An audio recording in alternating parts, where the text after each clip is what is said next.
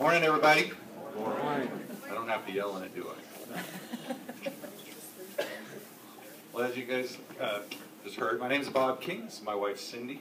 A lot of you guys and gals have seen us on the internet, probably, Facebook. Many of you we've had the pleasure of carving with at lots of different events around the world and in the States. Today we're going to keep it kind of simple forum. We're going to talk. I'm going to take some questions, basically from you folks, that you kind of want to talk about, things you want to know about, pertaining to carving, ourselves, our lives, what we do and how we do it. Put them on the board, and then we'll just kind of go through a few of them and just tackle those one at a time. To get things started, though, I'm going to let my wife Cindy take over here and tell you a little bit about us. Hi. I don't know what anybody wants to know about us, but Bob and I were married for 14 years before he picked up a chainsaw and started carving. We were over at the fair, and he would make me stand and watch the chainsaw carver event. Joaquin Quesada was over there, and he had the bright idea that he might want to buy one of those, and I had the idea that we had 3 kids and he couldn't afford a bear, and so. So he's like, that's okay, I think I can make one. So he went home, and somebody gave him a piece of wood that he worked with over at Boeing, and that piece of wood sat there for probably 3 months, and he was so afraid to touch the wood. It's like, oh, if I mess it up, it's got, you know. So anyway, the guy at work said, you know what, you mess it up, I'll give you another piece of wood. So he finally got the carving carved and took it to work and to show everybody they finally carved this carving, and they loved it, and they're like, give you $200 if you make me one. And so that's how it all started. It's like, oh, wow, I can make some money at this. So one day he got invited over to, Steve Backus has been a big guy over in our area to invite all the carvers to come to events and stuff. He throws quite a few events over there. And we went over to Westport, or Bob did, and he called me up on the phone. He said, Cindy, you can't believe what they do over here. And so I got in the car and drove over, and they were making human sculpt. I'd only saw bears and eagles. I hadn't seen all this other stuff that people were making. And anyway, he started carving and was lucky enough to be pretty good at it. In 14 years that we were married, I had the artistic ability I had seen in him was we were camping once, and he saw a stick that looked kind of like a snake, and he carved a head on it. So in 14 years, that's the only thing I had ever seen him do. And he was at an event once, and I'm like, I just had no idea that you could carve like this. And he's like, I didn't either. so that was, it's kind of interesting. It always makes me wonder how many people have hidden talents that are afraid, their wife lets them buy the bear, and they never get to experience that maybe they can do it themselves. Is there anything? And I've kind of been instrumental in, our oldest daughter is disabled, and so I've stayed at home with her since she was born. And so I have a lot of time on my hands. And so I've been lucky enough to have computer time and got to get into meeting people on the internet. And through that, putting pictures up and stuff, started with just throwing things up that we were kind of excited that he carved, and then pretty soon invitations started coming. We heard about the Rendezvous, made a lot of contacts over here, or Bob came at first, I didn't come, but a lot of contacts, and we started getting invited to some international events, and it's been kind of neat to see how that's growing into different things. A lot of people say, well, how do you get your name out there? A lot of it is just throwing pictures up on the internet and hoping somebody takes them and shares them, and the right person sees them. And I think a little bit ago you saw those soccer players that he did.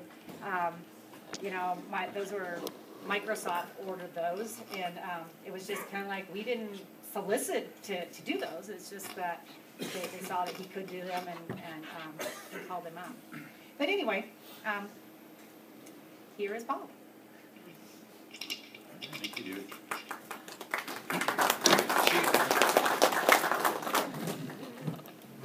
Like she said, Cindy's really instrumental in the whole package of my chainsaw carving career. I got the easy part. All I got to do is make fancy firewood.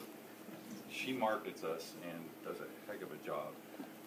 It's a big job. So if you know, the significant others out there, that's, you know, it's not everybody's forte, but it pays off in the long run. Anyway, with that said, there's probably questions, and I'd love to hear some. Just with the show of hands, we'll go one at a time, and we'll find some really great topics, write them down on the board, and we'll start ticking them off. So where do we start, and who might have some questions?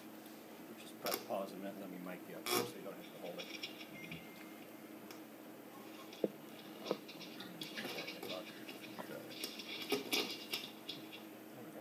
Is that better? All right. The new bars. The new bars being the Tsumura bars, Tsumura, right? I have one here. These are, I've been trying these out, and I do carry them now, and I hesitate to say that I'm not here for gratuitous reasons, just to sell you stuff, but I do have stuff for sale. This is what we do on the side. But I do use everything that we carry. And I try to abuse everything we carry because you guys will also, and I want you to have something worthy to use that's going to last you a little bit. These little dudes, if you hadn't seen them, they have what's called an R8 tip, which is like my pinky, really tiny, really tiny. So the work you can get out of them is pretty amazing. You can do just about anything you need to with this little tiny tip, but I've always cautioned people about them. When you pick something like this up, I prefer it to be going to a seasoned carver, and I only say that because we know what it's going to take to ruin something. These are almost double the cost of, say, a cannon bar. Okay, so you got to take care of them, and my go-to is keep your throttle at about half throttle with these, and keep your chain very sharp. And that actually applies to any carving bar, because friction is your worst enemy, and heat. It kind of negates everything that bar oil is supposed to do, which is lubricate and cool, right? So, anyways, Tsumura bars, they're made in Japan. It's got the same hardening as most of the carving bars out there. They're not a laminated bar. And they come in 43 gauge and 50 gauge. And anywhere from a 9-inch bar up to a 16-inch bar, which is what this guy is. And finally they've started to carry what's called a multi-mount. So you can put it on many different saws. Previously it was just a few select brands, models, like Echo and Steel were kind of their primary. So Husqvarna was left out a little bit. But due to the popularity and the demand, that's changed. Why would you use that bar over a cannon bar? Why would I use, the question was, why would I use this bar over the top of a cannon bar for double the money? It's a good question. Gosh, for me, when I look at this bar, I see a little slender little scalpel with a narrow kerf that I can reach way up and under. I like to carve eagles. I carve lots of those, and for doing feathering and such, and just thin layered lapped feathering, I haven't found anything that works much better than these little guys right here. This narrow width, gosh, you cut in tight. You can cut radius is better, quicker. It just reaches in tighter areas. You gotta keep that chain real loose, do you? You keep it just the same as any other Yeah, bar. right. Rule of thumb: when I get a tension on a chain, I want to see at least the top of one driver. You know what I'm saying? Where it drapes, the complete top of one driver at least. Now it's going to stretch, and you're going to have it hanging down here. You just tighten it up a little bit. Sure. There's no, it's still going to work just fine if it's draped a little farther. It's when it's pulled too tight, that's where you're going to get in trouble, because you're going to create heat. And when you see the tempered tip, you know what I'm talking about? Everybody's had that nice little blue and yellow and purple color right there. That's too much heat. That's where you're degrading everything metallurgically out here that's supposed to keep this stellite tip from wearing. Okay. What bar do you, sorry, what saw do you Hi, Dave. What saw do you recommend for the What saw do I recommend for this? The one you have. Yeah. They'll go on lots of different saws. You know, with a finish saw, you don't need a big, powerful power head, of course. You just need a good, reliable one that's a good oiling saw. Again, you half throttle or less. If your chain is sharp and you're paying attention to what you're doing, you can make these last a whole lot longer. This has been a kind of a thing I've been trying with this bar. The one I have at home, I have it on a 361 Echo, and great little finish saw, and I've done everything I can without being stupid to try and abuse it and wear it out fast, and it's really done well. And you know, for me, that speaks volumes. Yeah, Paul. What chain, and are you doing any special sharpening to take the rears off, doing any special chain sharpening? Okay, Paul is asking, what chain do I use? Is there anything special that I do to prep that chain? You've all heard about back half. Take the back half of the chain off. Steel sells chain like that. You can get it done that way, or you can do it yourself. I don't. The one I have on there, Paul, it's a 43 gauge bar. I hadn't really used much of that before because I thought 43 gauge, 50 gauge. I didn't think there was a whole lot of difference. There actually is, and I didn't realize that. However, with that said, it's a narrower curve, but it also changes geometry on this bar or any bar. What I mean by that is, so if you got a cutter here, bar is here, and then your cutter's down here, this width here is, let's just say it's a 1/4 inch, just for our own use. Bar should be thinner, right? So then you're cutting a circle, this radius right here, and this is all geometry. That radius changes when you have a narrower kerf chain like the 43 gauge as opposed to the 50 gauge. So that curve here changes, and what that curve represents is the tightest circle you can cut, right? Before this bar pinches and interferes with the wood on the inside of the cut, or outside, whatever that is. The wider curve of chain, like the 50 gauge, makes that a tighter radius, right? Tracking? So, what I prefer to see, and that's up to Sumura or any bar maker, is to lap these thinner, reducing the width here, increasing the tighter radius that you can cut with a 43 gauge chain. 50 gauge is a lot thicker, it's a lot wider, so you can do that, but then you lose all the advantages of your 43 gauge chain, right? So yeah, it's a good question, and it's just got a lot of merit, that 43 gauge chain. You got to take a little more care of it. You have those little teeny tiny files that my big hands break because you got to be so careful with them. But yeah, it's been an interesting stuff, and I've only found steel that makes those 43 gauge chains. So yeah, you're going to pay the money. So you don't modify it at all? Nope, but you can. I haven't modified mine. Other than just each time I file it, I file it a little more straight across, like a rip chain. I've moved towards a straight across filing every time I file it, because that's what we do, is rip primarily, and your chain's going to function a lot better. Hi, Steve. Good to see you here. What else we got? Yeah, hi, Liz. I have a question for you. I've always wanted to ask you this question. You know, I follow you at events, and I've seen you at events, and I've noticed that, you know, you always win or place or do something, do you study the criteria that the judges are looking for before you decide what you're going to carve? Or do you just kind of go into an event and I'm going to carve this?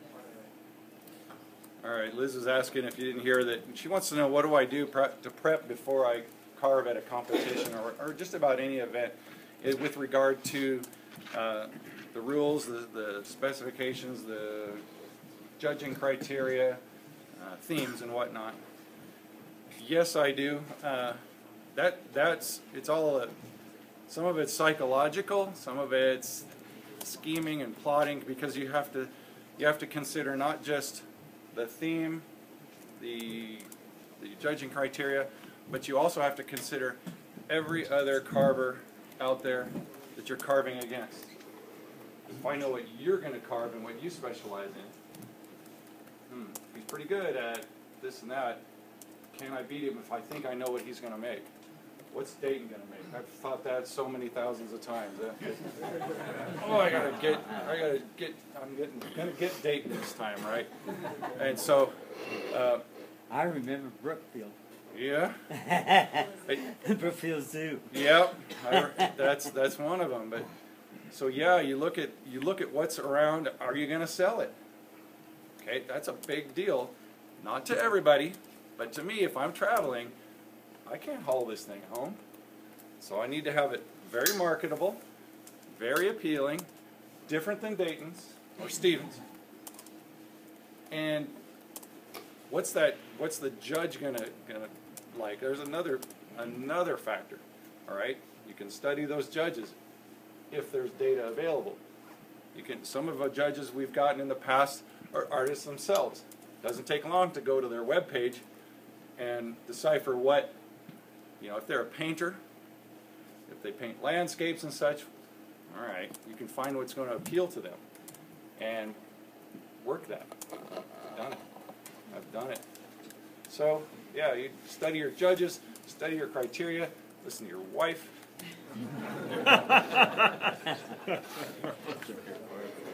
Yes, sir. I want to know how much for the whole setup. How much for the whole setup? Basic price for the bar and the chain. Bar and chain regarding the Sumuras. Yes. Okay, several different prices. It starts out at a 9-inch bar, 9-inch, 10-inch bars. Those are $120 each. 12 inches, $140. 14 is $160. 16 is $180.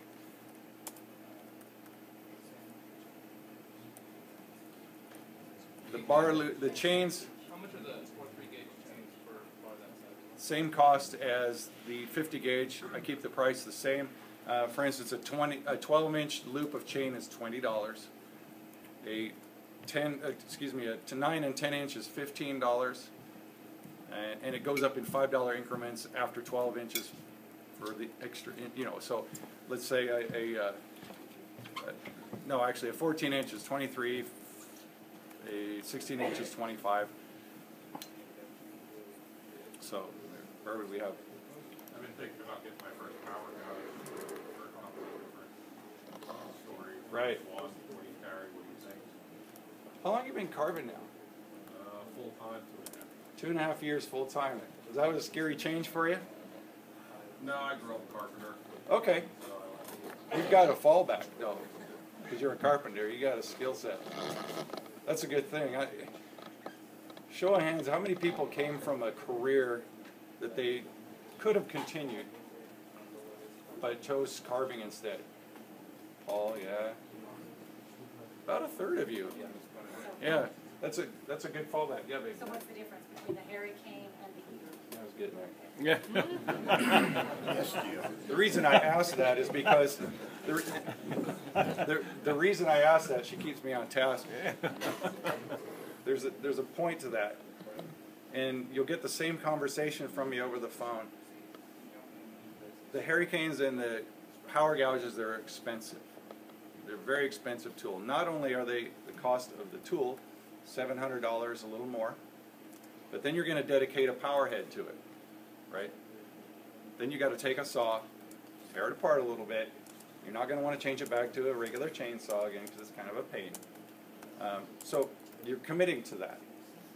With that said, my preference is the power gouge, the bigger one, made by Eder in Germany. They're both in Germany, but one of the smaller manufacturer, which is the Hurricane. Both have their merit. My ADD wants me to get with it and remove as much material as possible before I forget what I'm carving in the first place. So I like the big power gouge for contouring and texture and just the rate of speed that it removes wood. And it works well for me. It's heavy. It's, cumbersome. It's something that's going to wear you out a little bit. But to me, it's a marvelous tool. You can do some wonderful stuff with it. So you'd rather have a bigger one than a small one if you were just to have one? If I was to just have one, I use my power gouge, the bigger one, more than the Hurricane. Yeah. Can I add 2 cents to Yeah. that? The way I see it and when I talk to people, it's like having a blockout saw and having a finish saw, and the Eder gouge is great for just removing mass stuff, and so it would be like comparison to the blockout saw. Whereas the Hurricane, you can do finer finishing with it. You can get into tighter spots, and so it's more of a finishing thing. And a lot of people, I think you included, have both. Eventually they, because, Ideally, yeah. and that's why at first we had the Eder tools, and it's like, oh, this is so great, and everybody loved them. It's like, if it was a little smaller, it could be even, and so then they started making the smaller ones, and so it's, so they both have their merits. They're both Well, good. they just look like a great tool. It's versatile, texture, and just taking stuff out, contouring. That was one for a while. Right. For those of you who didn't hear, maybe what Cindy said is that we now have both tools. You have the larger one, and for getting into tight spots, you can't beat a Hurricane just for getting in there. Yes, sir. Do they have different size gouges from one to the other? The knives on them? Yeah. They come standard with the cutters, the knives. There aren't any other size options that I know of out there. Isn't to say that you couldn't, but the wheel at the end is machined in a method that I think you would almost have to stick with a certain radius. Okay, but do they have the same radius on those two different ones? No, sir. The Hurricane has a smaller knife on it. Okay. Yeah, let's see, it's about a 3/8, a 9/6, a half-inch diameter. Let's just go with that. Little cutters that go on it. There's 4 of them. The cool thing about those is it's a round disc. If anybody hasn't seen it, it's a little round disc, and it's like having 4 high-speed gouges on your tool, a rotary tool. And once that one cutting surface gets a little dull, you loosen up each one of them, rotate them a quarter turn, and you're into brand new sharp material. So with the set of cutters that come on it, you can basically move to good sharp material 4 times before you switch to the spare set of knives that come with it as well. Yes, Just to go back to the bar, yep. you mentioned that Husky gets kind of left out on the fitting. Does that fit the battery saw? The Husky battery? Yeah, Grandpa Elf was asking about these. Do these fit the Husqvarna battery saws? Because we were talking about these being left out a little bit. As far as I know, they do now. Your best bet is to, we can talk more about it. I'm still working on fit up for other saws and whatnot, but it's all about alignment of your tensioner, which also acts as your oiler slot on these nowadays. Some of the guys, myself including, I still drill oil slots in my bars. Yes, ma'am. Which battery saw do you like better than the steel? I don't own either of them yet. I do watch though, and I have mine actually is an Oregon. Mine's an Oregon brand that I have at home. Do you have a battery? I have a battery saw. It's an Oregon brand. It's a bit heavy. It's a few years old, but it was one they were testing out and wanted to know my thoughts on it. So I've been using it, and it makes my arms bigger. I wanted to add about the steel battery saw. Yes. So from what I know, steel battery saw, there's one plus to it. It is a little more expensive. You can get a bag that hangs on your belt, put the battery in, so you literally don't have the weight of the battery in that saw. Right, you know, it uses a little umbilical connection, doesn't it? Yeah, we have this set up. Right. But And I think that's a great thing. I do like that. I often thought that would be epic just to have a vest, stack batteries on, you know, backpack full of bar oil. No need to stop. Okay, pros and cons, they both have the good features and the bad. I've got the Husky, it's later, I'm older. By the time that I'm done with one battery, I'm ready for a nap anyway. So there's an advantage. So There is. And you know that we've seen it just in the couple of years that the battery saws have been out. I pay attention, and you've seen the duration, the longevity of the batteries increase almost double already. Okay, just what's available. When they first came out, it's like my Oregon saw. I get 15 minutes of heavy carving per battery out of my batteries of my Oregon saw. Now, I know that's nothing compared to the Husqvarnas and the Steels now. I hear, you know, guys talking, who's got it? You have the Steel. How long can you run it on battery? What do you get out of it? 25 or 45? 45 minutes. And typically it's, you know, with a battery saw, you're not hogging, right? You're doing mostly finish work, some touch up. They run out of oil before Okay. the battery dies. Sorry? They run out of oil before the battery dies. Yeah, your biggest factor is the oil at that point, huh? The Husky's variable speed too. Husqvarna's variable speed. Steel is not. It's all or none with the Steel. What's the hard one? Oregon is all or none. It doesn't have a variable speed as That well. variable speed is nice, especially if you go on that bar. True. Yeah, I mean, okay. Tell me this: are the chain oilers adjustable on the Steel? Husqvarna? I got quite that far into it yet. Do you believe it is? I think it is. See, that's a plus too. Yeah. You can open it up and pour on the oil. Right. Yeah. Well, and so it's. They look better. They look better. Because They feel like a chainsaw. I'm with you. So but here, for the buzzkill and make it practical for you, I don't care what you're using. If you're using Steel, and everybody around you sells and serves Husqvarna, why do you own a Steel? You know what I'm saying? You got to go with who's going to take care of you if you break down. Practical, not for your own priorities. I guess wrong word. What else have we got? Yes, ma'am.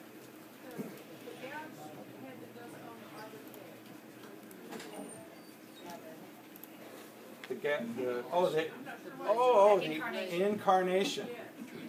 I do have one. Yeah,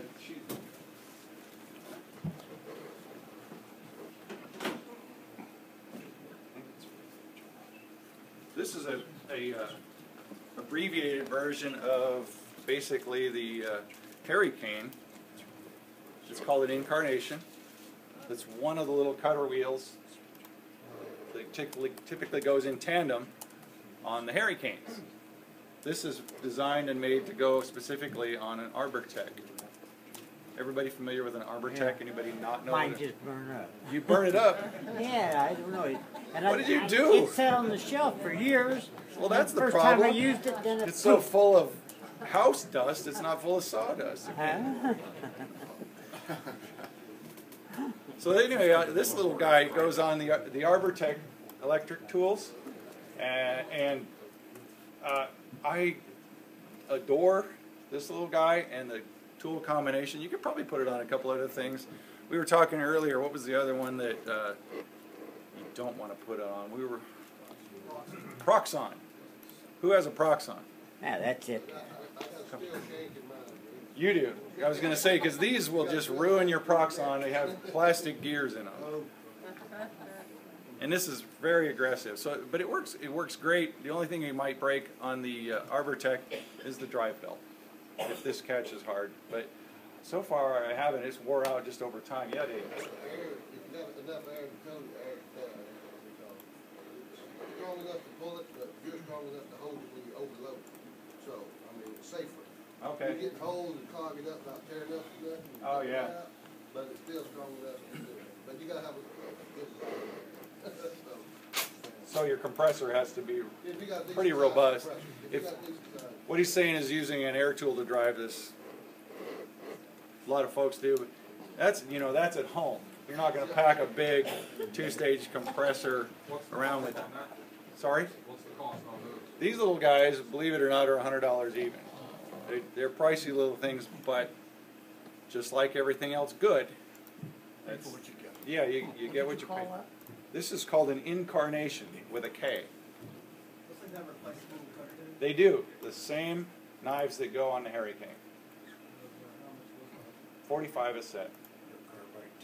They're not carbide. These are just high-speed steel.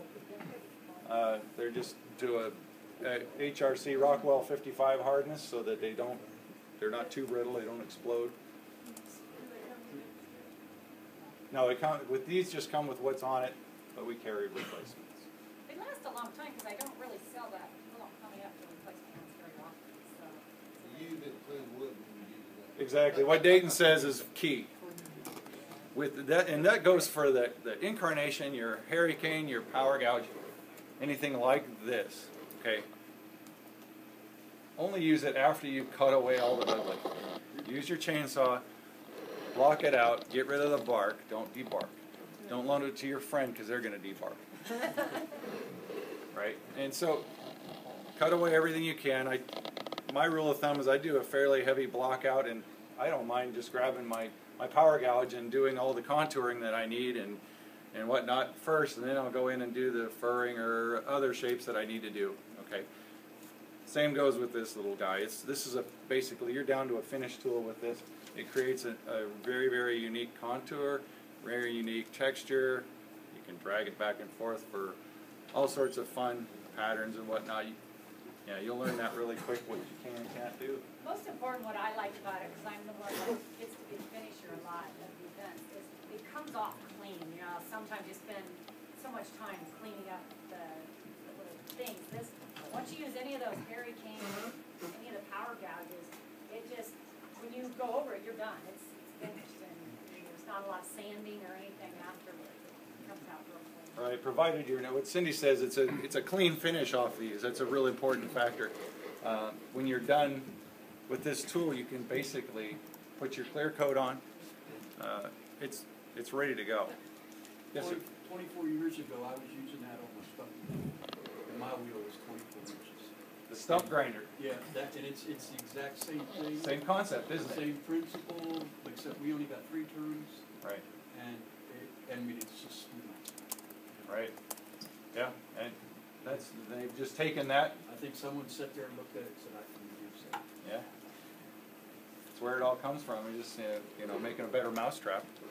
Yes, sir. What's all you have the big gouge on? My big power gouge. That's a great question. What he asks is, what saw do I use? Okay. For me, anything bigger now, and I'm, as you know, an Echo guy. Anything bigger than the 370s or a 400 is wasting time, wasting money, wasting a saw.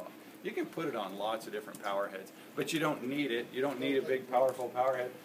I keep mine at about half throttle. Any higher than that, you're just going to make your belly redder. Everybody knows what I'm talking about because used it.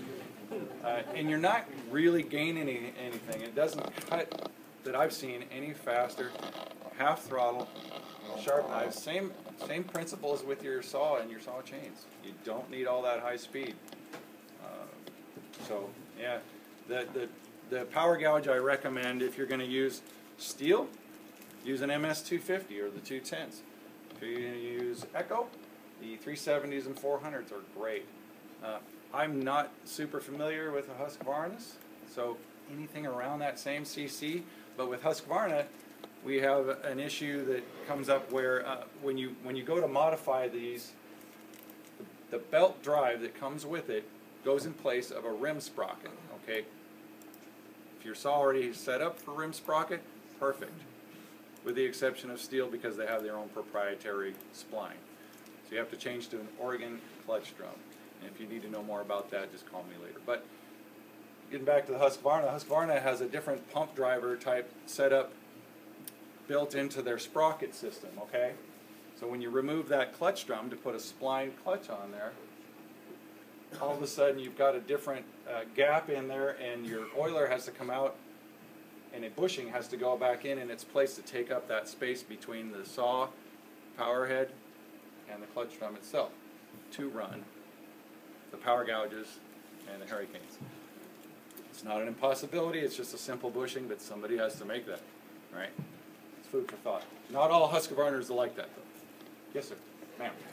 The one thing about the power gouge, I'll have to admit, being a wife of a chainsaw carver, my husband coming from a Ridgeway, I'm gonna buy a power gouge. The one thing he had to convince me is the power gouge, when you're paying that much money for something, it lasts a long time. That it's not gonna just, it's not like a saw that can last, a year and be done with it or whatnot. The harder part are the belts. Belts. All right. And obtaining them, or? No, when they break. We found that out. We went to AutoZone. Right.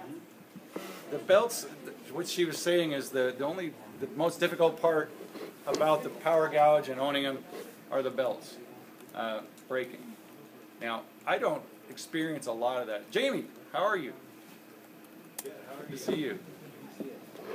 I don't experience a lot of that because I have the pleasure of carving a lot of soft cedar and redwood. Okay? Now, that wood doesn't destroy my belts. You hardwood carvers, you're getting in, and all those little pointy parts that dig in on your belts right down in the groove, those are what tear it up. Am I right? Yeah, okay. The good part is the belt is inexpendable. It's fairly cheap to replace. That I found $10 to $15 at most auto parts places. You can also go to farm supply, tractor supply houses. You can call me, but that's a mailing, a shipment time, which is kind of a pain in the butt because most of us just want to go down the street, get a new one, put it on, and get going. Maybe carry a spare when you find them. Carry a couple with you. Yep. Yeah, and it doesn't have to be an expensive belt. All I ask is that you get, if you want to write this down, the number designation, the first number on them is a 3L. That 3 stands for 3/8 width. They also will try and sell you a 4L. A lot of auto parts stores. It's going to be the same length of loop, okay, the circumference. But the width is wider in a 4L. That's a ½ inch wide. And so that belt doesn't drop down in the drive groove as deep as the 3L. Gives you a deeper slot to get into. So you're going to damage your belt less with a 3L than you will a 4L. Does that make sense? Tracking? Yeah. So if ever you want to know belts for, the different ones, Steel's use a little bit shorter belt than the rest of us. So you have to get just a little bit shorter one, and I have messed up on that a number of times when I've shipped them. Guys will call me, and it's always the Steel saws that, the belt's too long. Dang it. So we sent them another belt. Anyway. What else? What's your preferred bar oil on your power gouge? I did that one. Who's done that? Oh, yeah. Show of hands. Who has oiled their power gouge filled that bar oiler up? Yeah. Next thing you know, your belt is upside down and really slick and smoking. Oops. Yep. Don't say you haven't done it. We've all done it. Yeah, it's like the old Echoes. There's a saying: "Don't put oil in your gas hole," because they're switched around, and oh my gosh, so many times. And it's got the primer bulb, and you pump that oil in there because why won't it start? 306. 306, 305, 346, 345. Yeah, they're great saws, but man, they get you. You gotta be paying attention, and that's not synonymous to me at all. So yeah, power gouge. Never ever put bar oil in your power gouge. Dayton was saying with his, he just takes the cap off and puts it on the shelf. My saw is in a Sharpie, it says no right next to it. Stuff a paper towel, tighten that knot, tighten that cap down super super tight, so you're just like, why won't this come off? Oh, that's right. It's not supposed to come off. Super glue. Super glue. Well, yeah. You want to be able to maybe use it again someday. I had an Echo 530 that I used for a long time with a power gouge, several years. And all I did was just tighten the cap down and never ever had bar oil in it. Ran it for 3 or 4 years. Then I switched over to a 400 with it. I put a bar and chain back on the 530, put bar oil in it, oiled like a champ. Couldn't even tell. I was like, no way, this thing ran for 3 or 4 years. No bar oil ever going in it, and it pumps it right away in it. I can still have it. It's kind of impressive. Sometimes it happens, right? Yes, sir. What do you use to grease the Needle bearings? You know, they make a white lithium grease at most saw shops, or saw supply shops. No, WD-40 is it's kind of a solvent. WD-40 lithium grease. Oh, I've not heard of that. So Or do you use the paste? I use the tube, just a grease tube. And typically, that's something that's only going to come about actually with perhaps a power gouge where there is a distinct lack of oil in that general area at all. If you're running a bar and chain, then oil inherently gets down in there, but they say, the saw mechanics say you need to take that off and oil the needle bearings every once in a while, or grease them once in a while. And I'm going to be honest with you, I don't know if I ever have until, what's wrong with my saw? Why won't this work? And you take it apart and, oh, there's the needle bearings. Yeah. And there and there. And when you put a new one in, then the grease goes on. Yeah.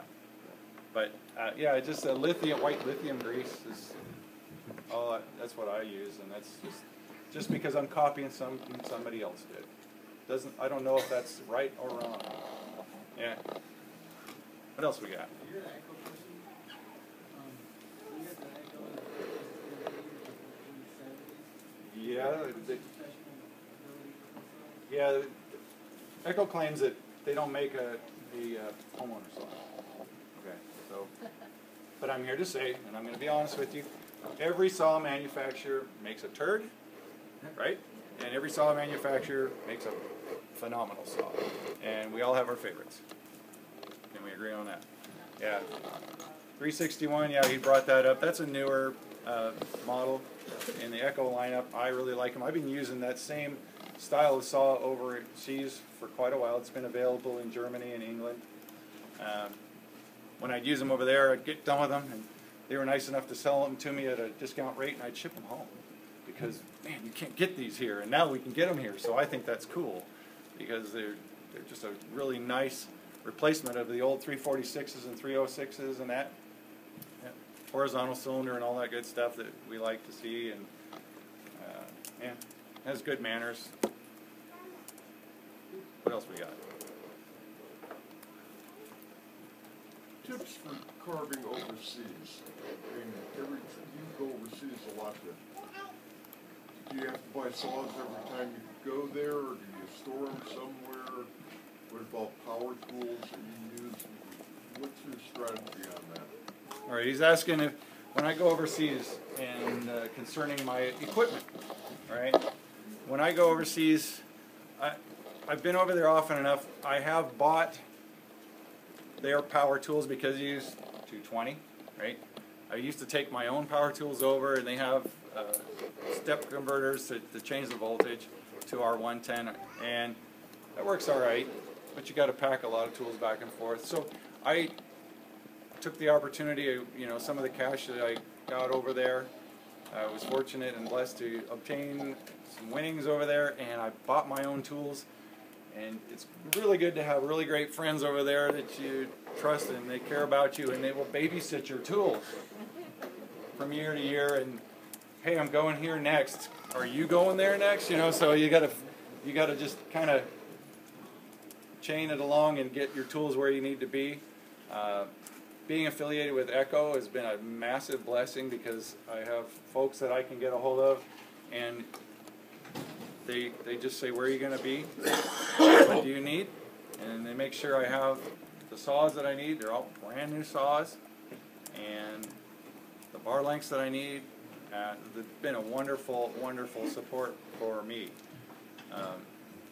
And I know that there are other carvers that get that too. With overseas, they're sponsored by Steel. They're fortunate because Steel does sponsor individuals over in Europe. Typically in the States, you'll get sponsored by a distributor or a saw shop, Steel. But it's better than a kick in the head. Hey. So yeah, I've been blessed with lots of support over there. So I have my own power tools, and so they got my own stink on them, and I know what they do and all their quirks. How do you know about getting sponsored? How do I go about getting sponsored? That's a good question. I don't know how that happened, honestly.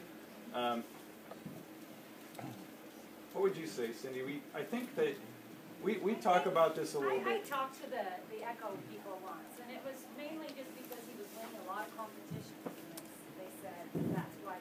There's other people that were sponsored that, just somebody recommended them.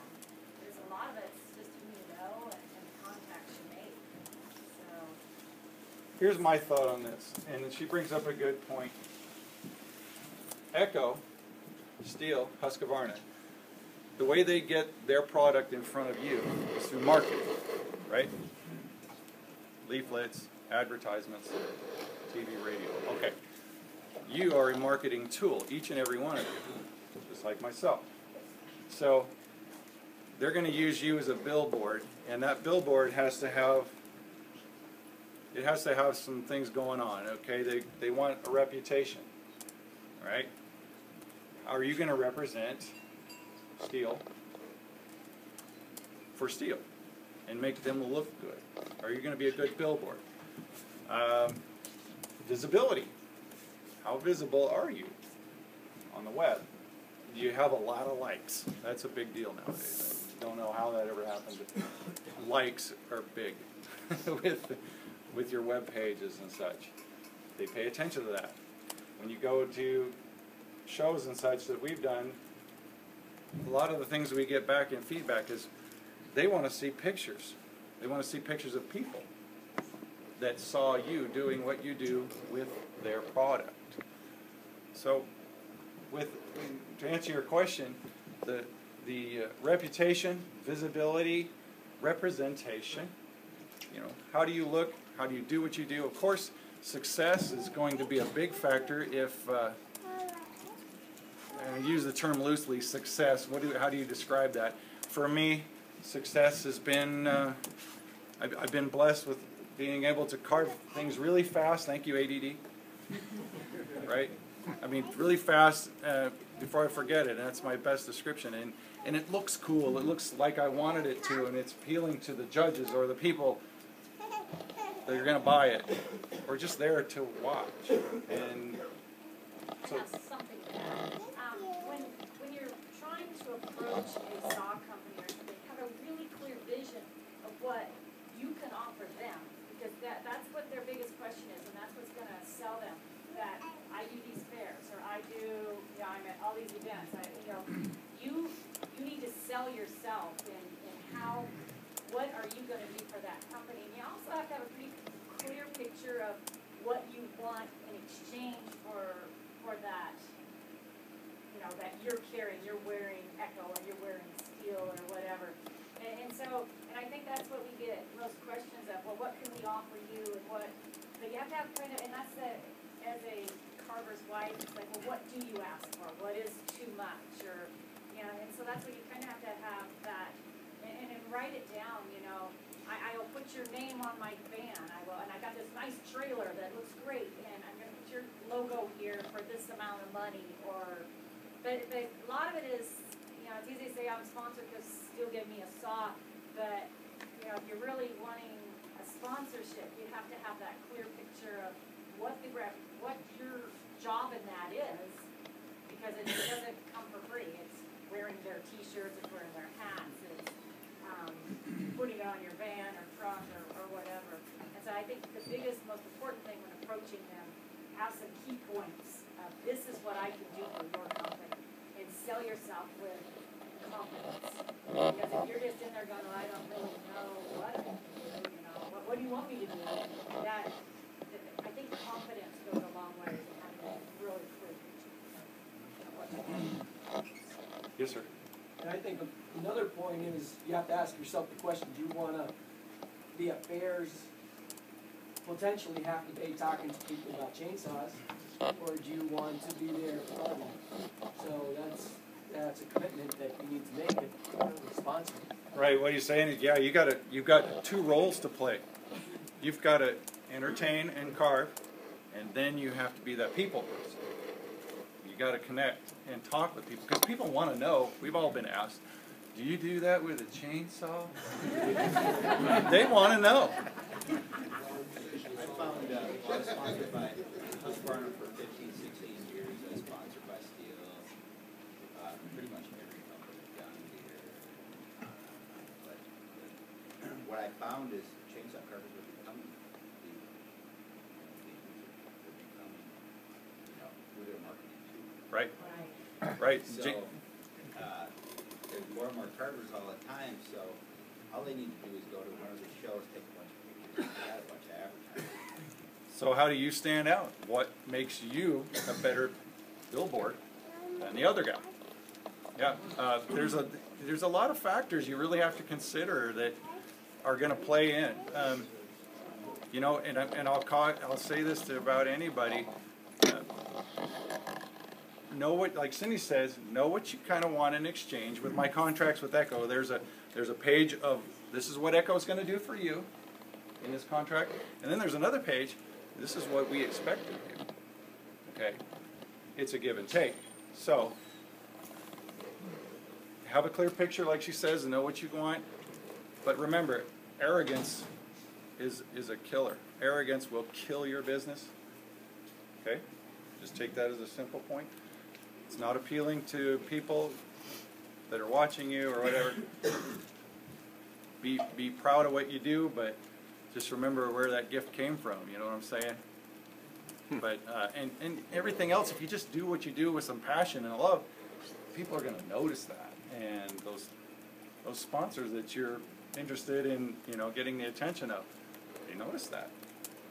If you're connecting and you make a good product, you represent well. Yep. One other point, you don't have to go for a corporate sponsorship. You can go to your local steel dealer, your local Echo dealer, Exactly. and you know get small sponsorships. You don't always have to go for something big. And you can offer, okay, once a month I'll do a little show at your thing, for some saws or. It doesn't necessarily have to be financially either. No. No. I'm a relatively new carver, and the best thing that I've gotten so far was just my local chainsaw shop as a sponsorship. And I made them a big carving for out front that has since paid for itself 4 times just through fuel and borrowing. And that's the biggest part of my deal. I walk in there whenever I want. I'll grab 3 jugs if I need them. I go. That's part of the deal. And then they have a little event. I'll go carve in front of their shop. And I fly their flag at local competitions and stuff like that. And oil's expensive. It is. Isn't that? Not always the big stuff. Sometimes you Yeah. can have those little things going on. It can be really helpful. Isn't that great though? I mean, something like that. Keep it simple. I don't need a lot of money to live. I love the support locally, just like you're saying. That local support is huge. And when you do something like that, you put your work in their saw shop. It does. It pays dividends years down the road. Oh, you carved that eagle in such and such saw shop. Will you do me one? It just keeps coming. And also that's something you need to remember in that when you're representing that saw shop, they're almost giving you the stamp of approval. This guy is good for his word because we're backing him up. And so if you're being sponsored by somebody, you are responsible if you tell you do something that doesn't work out or looks bad on you. It looks bad on the company that is sponsoring you. So there's some responsibility of being really honest in your transactions and doing everything like at a corporate level they would expect you to do. right. What Cindy's basically, she's saying just be forthright. Be forthright in what you do and how you go about what you do. Because you're not just Yeah, Paul. yourself in What I was gonna say, it's not necessarily just financial either. I have a relationship with a market near me. He lets, I did a big bench for him out front, which people sit on it, did a name on it, and people stop and take pictures with these bears with a name. In return for that, I carve there on weekends. No money's exchanged, but this parking lot has Mercedes, BMWs, Range Rovers. I benefit, he benefits, because I put my sign out there, I'm carving eagles. There's no money exchanged, but the benefit to me personally is, countless, because of the customers that I see. He's getting traffic because people are coming in specifically to see me. Mutual beneficial situation. Right. And what Paul's basically saying is it doesn't have to be a saw shop. Yep. It's just about visibility. They gain from you as I call us a curious oddity, right? Because from 50 feet, that's the hook. It's like, what's that guy doing? And then they get closer and it's like, oh, geez, we draw those people in. We are entertainment to get them a little closer. And then they stay there for hours with their fingers in their ears for whatever reason and watch what we do.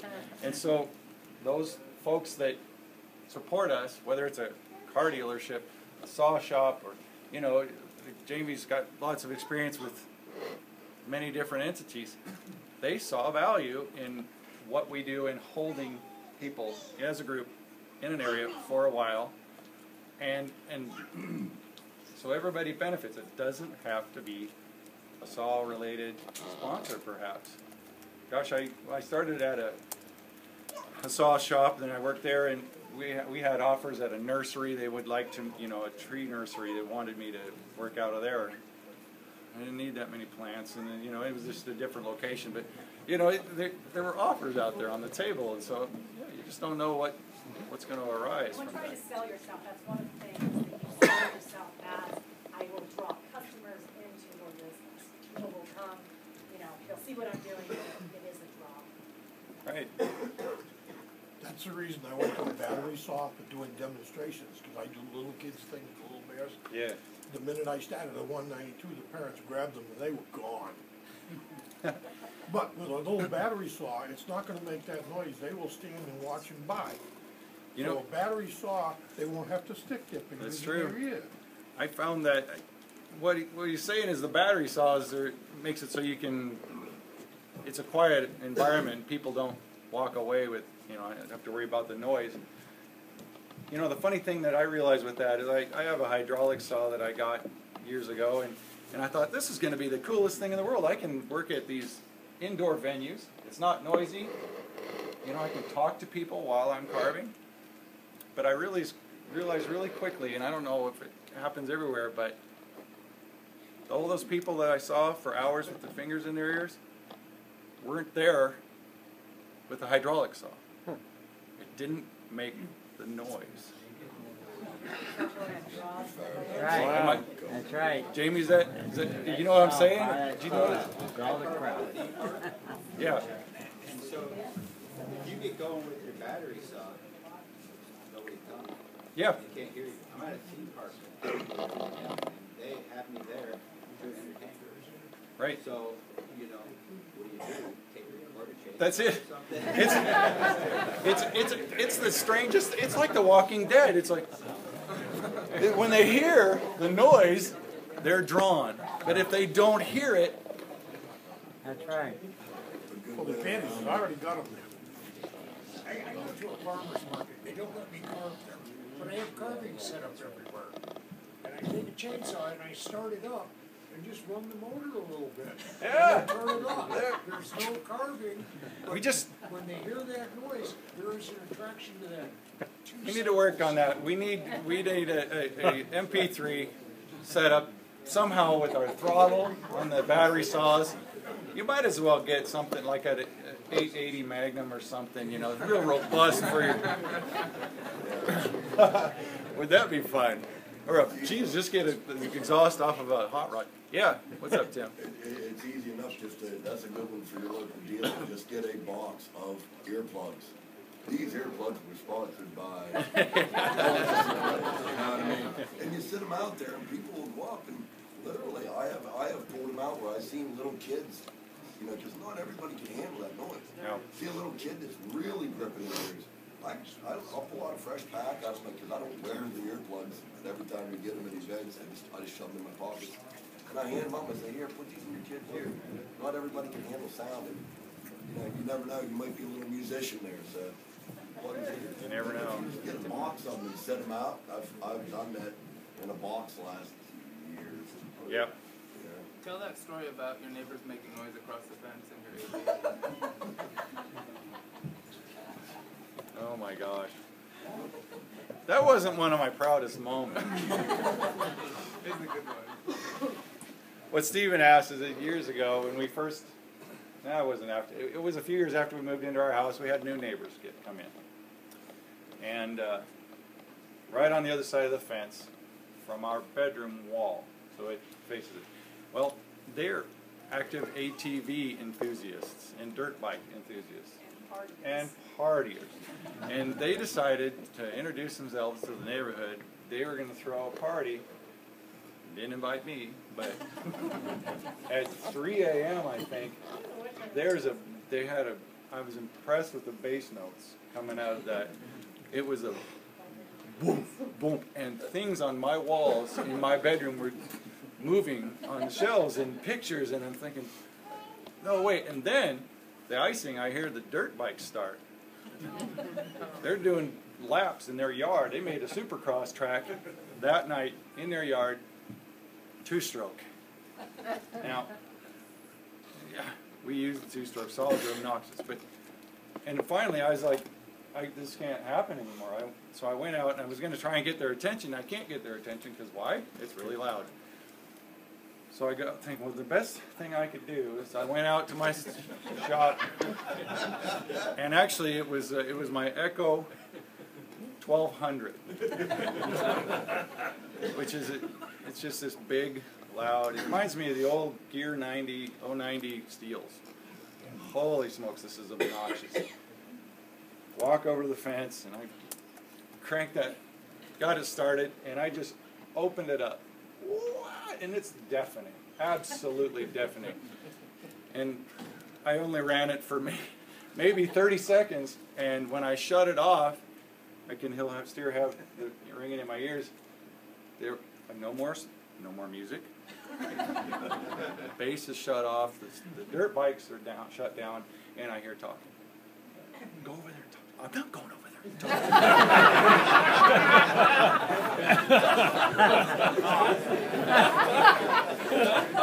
And so he says, finally, there's silence. I said, hey, it's a dark out, can't see him.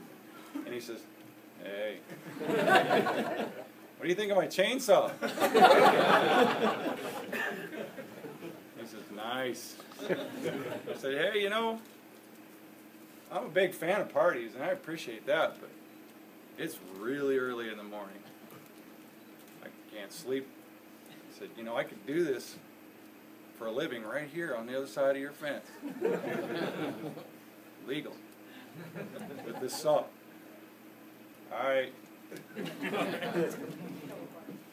Got really quiet after that. We didn't have much problem after that. So I was the crazy chainsaw guy. That's not me, but it was very effective one time, and that's all I needed. Thank you for that, Stephen. What else do we got? Say it again? Do you carve at your house? I do. I have a lot, just a few miles from me that. Oh my goodness, I can't believe he did not silence his phone. I do the rough out down at what I call my log yard where the mess is. No, but I bring it, when we first moved in, I were kind of worried about it. We have a nice yard, nice neighborhood, and I thought, well, you know, I wonder how this is going to go over, because I do like to do some finish work at home, and I do now. But the first couple of times, you know, you're wondering, gosh, how's this going to go over? And it was in my driveway out front of my shop and doing some finish work. And finally I stopped and shut this off and looked up, and new neighbors were there in lawn chairs watching. Thumbs up. We're okay. And it's been that way ever since. Yeah. And we get new neighbors and we tell them right off, if we ever bother you, just call us. We don't have to carve at a certain time. Right. And we kind of, so that they don't call the police first, we try to make that connection of, we really like to do this, but we don't want to bother you. And you know what? Nobody's ever called us and told us that it's a bad time. Most of our neighbors are some retirees, but there's 9 to 5 job people. When I see them roll in at 5 o'clock, so all gets shut off. Power tools or whatever, battery saws. Yeah. What else do we got? You give your neighbors any carvings? Not we yet. don't buy them. Yes, sir. You talk about maybe the way you change them, the way you seal your projects, oils, is there, any changes? That is forever changing, isn't it? And with environmentalists, and it's a good thing, I suppose. Everything's going waterborne now, I guess. Yeah. California, good luck getting anything in California oil-based. People laud some of the waterborne stuff. I'm not familiar with using it much, but there are guys out there that say it's great. I'm old school. I like linseed oil-based products. But with that said, linseed oil, if it doesn't have an algicide in it, is going to molt, right? If it doesn't have a UV inhibitor in it, that goes with anything, the sun's going to bleach it, right? UV inhibitors almost always are going to discolor your carving. It's not going to be clear, not going to be crystal clear. So that beautiful wood grain you got, it's going to change a little bit. It's going to maybe it's going to turn yellow, because some of those out there are yellowish tinted or orange, and then all of a sudden it's not appealing. So with that said, for me, because I'm frugal, or cheap if you want to say that, I like the Cabot's number 3000 natural tone. It's a fence and siding stain is what they call it, but I get it in a natural tone. It Sickens, if you want to spend some money. Sickens makes a great product, but I think it's regional. Where Stephen and Jamie, you guys live, they got their go-tos, and it's, gosh, that's a tough deal. And I use Western red cedar, so the wood tone makes a difference. I want to keep that really rich, beautiful color of my cedar. If you're carving pine, now that things have changed, it's a white wood, and you're probably going to lay some stain or something on it to get the tone that you might want, and maybe the stain or preservative that you're going to use is tinted in that regard. So I have no problem when I get to a different area, such as here, asking the local guys that carve and know the wood here, what do you use? What's your go-to? And because that's what your people that are your customers are going to be able to obtain as well in that area. They're not going to, if you can only get the product I use in my area easily, it doesn't do them any good. Yes, ma'am. What do you do in situations like here where it won't set up? I sell it as is and tell them it is as is, and recommendations they can get from local folks. I know the Bonnies probably get calls often enough. What do we put on our carving? Yeah, Sirianni is their local. That they're going to get those calls. All right. I see we run into the problems. There's such moisture in Washington that it wants to peel. It fogs so underneath. Urethanes and stuff, and it's a nightmare to finish carving. It's not that hard. Whereas the oil seems to soak in a little bit more. Yeah. So it's going to be regional, and it's always personal preference. Like Cindy's saying, I don't like the urethanes in that because the moisture comes from the inside to the bottom of it and it fogs. To get that off, you've got to remove material. It's not like the sealers that I use. You can wipe them over with the mineral spirits, soap rag, and it'll reglaze it essentially. Typical recommendation I give to customers is I carve in New York, LA, California, the regulations, like you said, are always different. I'll tell people, because I use custom carvers too, or even customers. Yep. And I just tell them, go to a commercial paint supply, ask them, because they're going to know what they're doing. Right, and they're going to support what the regulations are. Right. They can get away with, they'll have have more professional products generally than what you can get at Home Depot and Lowe's and different places. They may have the same, but at least they have the knowledge also. So it's a good place to go to get the knowledge of what's going on in that area. Right. All right, folks, my time is up. Okay. But my brain and my mouth still continue to work, so while we're here for the next few days, if you bump into me and you want to ask more questions, or with Cindy, we're around. We'll surely see you out and about. Thank you so much for coming out here.